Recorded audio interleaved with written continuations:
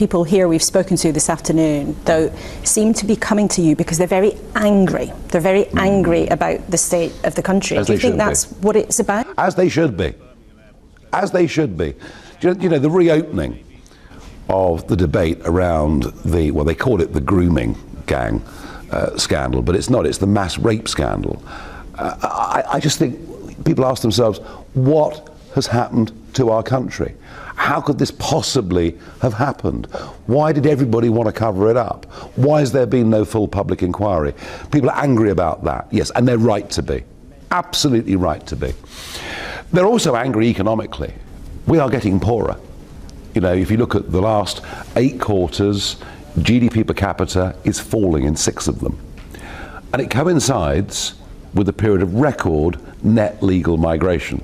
Mass immigration not only makes it tough for young people to get a house, not only makes it very difficult to see a GP, not only makes our roads and infrastructure struggle to cope, it's making us poorer. And I think the anger isn't directed at the Labour or Conservative parties. I think people increasingly regard them as a uni party. So you're right, they're coming to us because they're angry, but they're not coming to us to stick 2 fingers up to the establishment. They're coming to us because they think we've got the courage to do what's necessary to turn this around. But what do you plan to do with that? I mean, what's your dream scenario for 2025? 2025, it's to build the structure of the party. You know, and since really August of last year, we've tried with nothing to build branch structure, to put in place a very rigorous, and I mean extremely rigorous, vetting procedure for candidates at all levels, because that was the big failing. When Nigel Farage grants interviews, you know he will likely drop a bombshell that will send shockwaves across the political establishment. So when Laura Kuenssberg announced him as a guest, the public was ready for fireworks. Honestly, the Reform UK party leader didn't disappoint. Laura Kuenssberg got cooked by Nigel Farage, and you'll see it on her face. Frankly, everybody knows who Laura Kuenssberg is and the type of questions she is always ready to ask. However, in this show, she faced off against Nigel Farage, the leader of the Reform Party, who is more than ready to handle any question thrown at him. The brutal takedown came as Kuenssberg asked him about the British steel and aluminium sector. Jonathan Reynolds, and with him his opposite number, Andrew Griffith from the Conservatives. It's been a momentous 24 hours, hasn't it?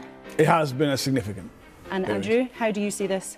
Yeah, look, it's been a really big week, and a lot of people will be very uncertain, still wanting to know what the future looks like. Okay, well, plenty for us to talk about with you two later in the programme. Nigel Farage is here too, the leader of Reform UK, who's arguing for the state to take full control now. His pal Donald Trump has told Russia to get moving on a ceasefire with Ukraine, but Russia tells us it won't be rushed. We do not want a ceasefire for just to make it spectacular gesture, to show it publicly or for the media. We need full-scale settlement, once and forever.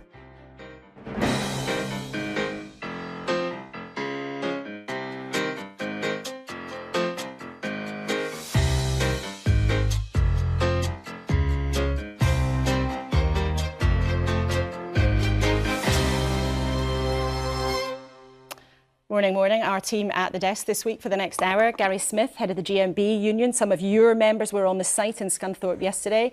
Andy Street, Sir Andy Street now, the former Conservative Mayor of the West Midlands, and before that the boss of John Lewis. And Stephanie Flanders, economic giant brain and journalist at Bloomberg. Welcome to you all. Let's start as ever by what's making the news this morning. And no surprise.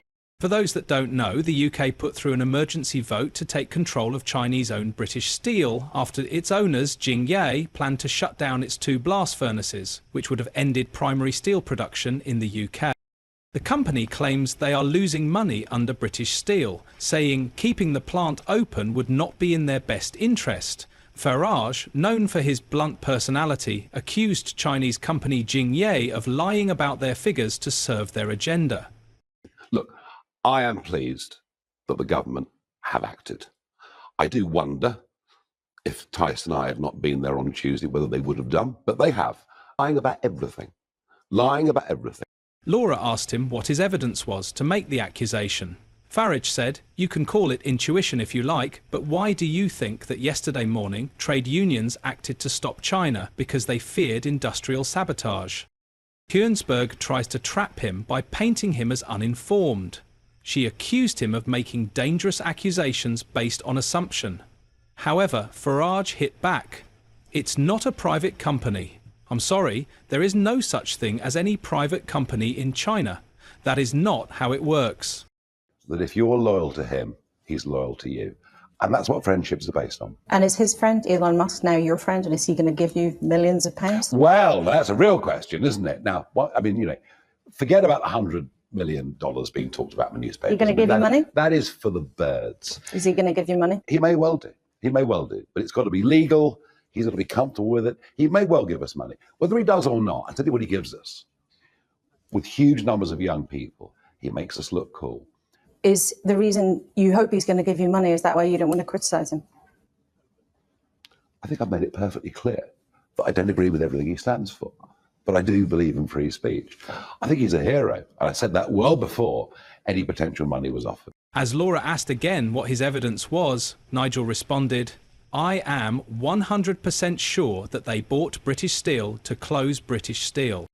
Laura Kuenssberg continued, "If you get your wish and get full nationalisation and see the cost rise from £1 sterling, 0 pence B, to £2 to £3 to £4 sterling, 0 pence B, would there be any upper limit at which point you would think this wasn't a good idea?"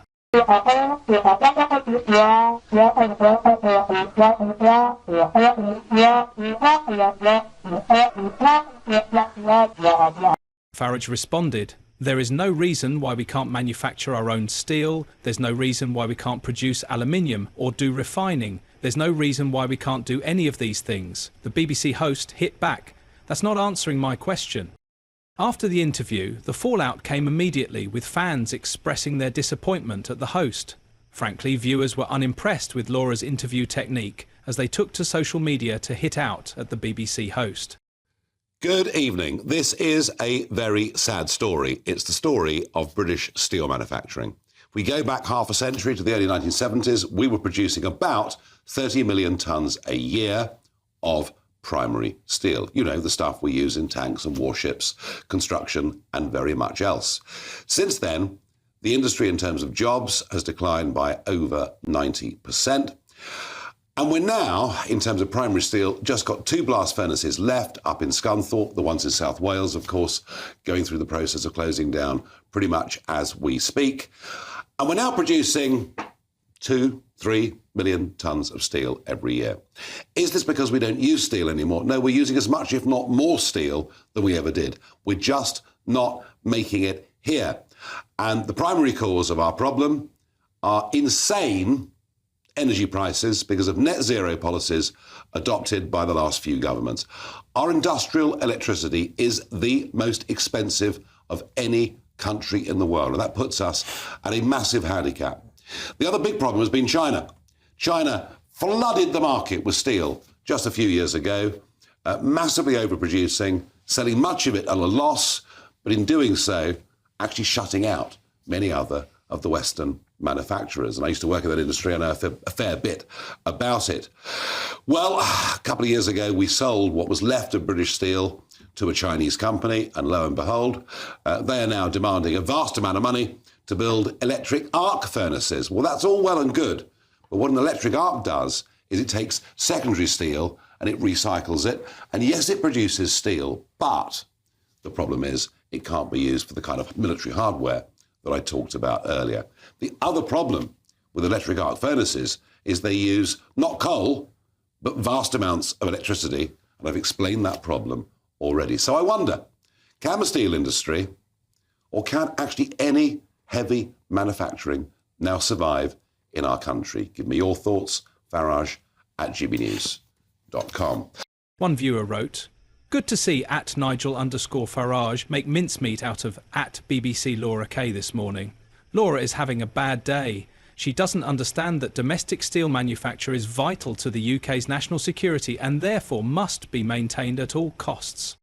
Another added, "Your friend Trump, come on Laura, that's poor even for you." A third agreed, Your gotcha interviewing technique is tedious and irritating. Watch a few old Brian Weldon and David Frost. They were great and interesting interviews. A third viewer chimed in, asks too many stupid, obtuse, irrelevant questions to try to get a gotcha moment with no benefit to viewers. The backlash that followed raised the debate about bias from mainstream media against Nigel Farage and the Reform UK party. Earlier this week, Nigel Farage said he was boycotting the BBC as he accused the broadcaster of bias over a special episode of Question Time, in which the Reform UK leader was barraged with questions on immigration, healthcare, and racist and homophobic remarks made by campaign activists. The Reform UK leader took part in the half-hour Question and Andy session with a live studio audience Friday evening, where he was pestered about a Channel 4 News exposé into controversial comments made by Clacton. He was asked in Friday's Q&A why his party attracts racists and extremists, and he was challenged on his stance on immigration and questioned over candidates the party has been forced to drop for making offensive remarks. In a tweet on Saturday, Farage called the Question Time audience rigged and said he was refusing to appear on another interview with Laura Kuenssberg unless the broadcaster apologises. He also charged that the broadcaster has behaved like a political actor throughout the last election. Reform will be campaigning vigorously to abolish the licence fee, he added. It emerged on Saturday that 3 Reform UK members have been dropped by the party for making offensive comments after being criticised by Farage in Friday's Question Time session. The 3 are Edward Oakenfull, who is standing in Derbyshire Dales, Robert Lomas in Barnsley North, and Leslie Lilly in Southend East and Rochford, according to media reports. But that is not all. Nigel Farage has also responded to accusations of racism and extremism against the Reform UK made by members of the Teachers' Union a few days ago. For those who don't know, National Education Union members at their annual conference called for funds to be used to help campaign against Reform UK candidates. The NEU's General Secretary Daniel Kabide claimed there were an awful lot of racists who are getting involved in reform. The Reform UK party campaigns for tougher action against illegal immigration and a one-in, one-out policy for legal migrants to ease pressure on housing and the NHS. They have always insisted they are not racist and have rejected calls from some supporters to side with far-right activist Tommy Robinson. The party has also stepped up vetting of candidates ahead of May's local elections in England after a series of racism scandals during last year's general election campaign. However, a motion passed at the NEU's conference in Harrogate described Reform UK as a racist and far-right party because of its policies around immigration and its campaigns against migrants.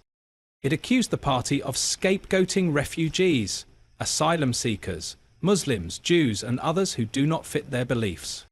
Members agreed that the union should use the union's political fund to support campaigning against election candidates from Reform UK, whose anti-immigration policies and campaigns are racist in nature, or other racist organisations. Seriously, we now have a teachers' union that is more interested in political correctness than educating our children. But it gets even crazier. Union secretary, speaking to journalists after the conference, said Farage was a pound-shop Donald Trump who had made a career out of dog-whistle politics but did not label him or his party racist. Union in the country passed a motion branding Reform UK far-right racists, and they further voted to pledge union funds to fight Nigel Farage's party in elections. Well, first of all, before we get into what I think is a union far outstripping its remit. Why is this trade union business? Well, a lot of trade unions, I'm thinking of the Doctors' Union, the British Medical Association, the BMA, a lot of trade unions wade into this sort of thing. I think what's most worrying in this case is that these are teachers, and we already know that anti-reform sentiment seeps into the classroom. It seeps in at all sorts of opportunities, particularly at a time when elections are coming. I know this from talking to my own children and many other parents besides, and many young people who report back on teacher bias in the classroom. You know, the odd sneery word here or there, the odd smear here or there. I mean, this campaign to tarnish reform and its supporters as far right and or racist is so lazy and so hackneyed and so completely false. And yet, unfortunately, the party's political opponents know that it is effective. You know, those labels are deeply unpleasant and extremely corrosive, and it is a real problem for the party leadership and has been for a long time. And I can guarantee in the run-up to the next council elections, this issue will rear its head again. I mean, without a doubt, there will be all sorts of people digging around trying to find, you know, some reform candidate who's, you know, at some point 20 years ago said something unpleasant. They're bound to. Asked whether he therefore disagreed with the motion, he said, "I think there are an awful lot of racists who are getting involved in reform." Pressed on whether that included Farage, he said, "I think Nigel Farage is a right-wing populist."